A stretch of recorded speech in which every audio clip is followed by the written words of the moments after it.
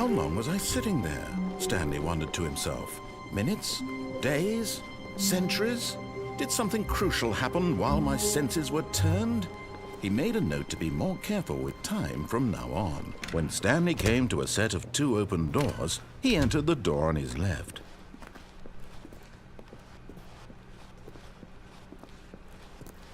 Yet there was not a single person here either.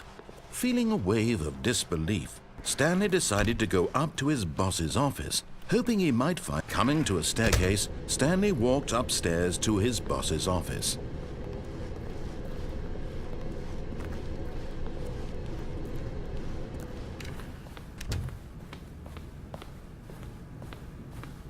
Stepping into his manager's office, Stanley was once again stunned to discover not an indication of any human life. What could it mean? Stanley wondered aloud to nobody. He began wildly tearing through papers on the boss's desk, pulling books off the shelf, looking behind paintings, desperate for clues to his situation. But his attention was caught by a keypad behind the boss's desk. What could its purpose be?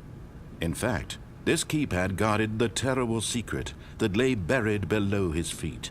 And so the boss had assigned it an extra secret PIN number, 2845. But of course, Stanley couldn't possibly have known this. Yet incredibly, by simply pushing random buttons on the keypad, Stanley happened to input the correct code by sheer luck. Amazing. He stepped into the newly opened passageway.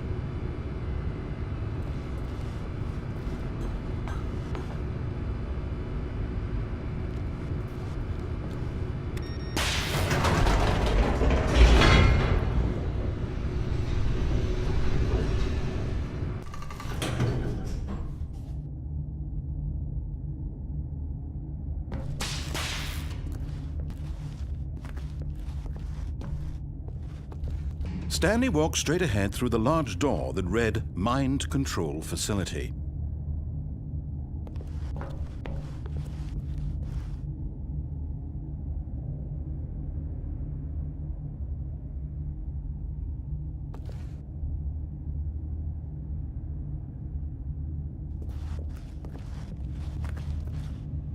Although this passageway had the word Escape written on it, the truth was that at the end of this hall, Stanley would meet his violent death.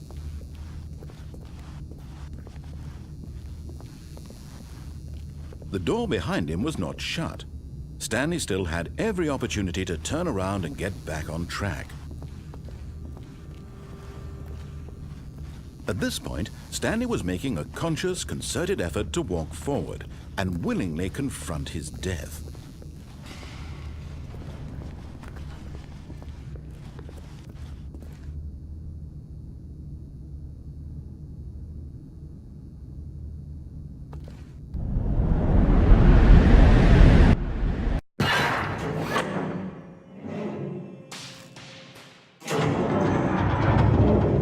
As the machine whirred into motion and Stanley was inched closer and closer to his demise, he reflected that his life had been of no consequence whatsoever. Stanley can't see the bigger picture. He doesn't know the real story, trapped forever in his narrow vision of what this world is.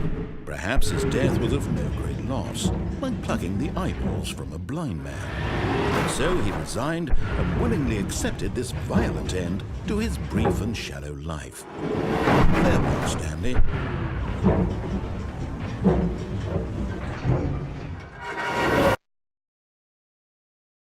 "Farewell, Stanley," cried the narrator, as Stanley was led helplessly into the enormous metal jaws.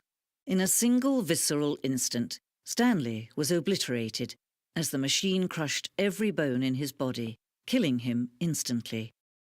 Dun, dun, dun.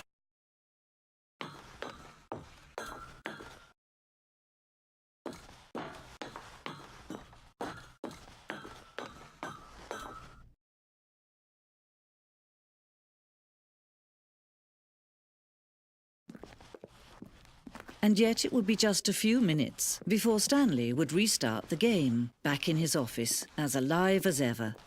What exactly did the narrator think he was going to accomplish?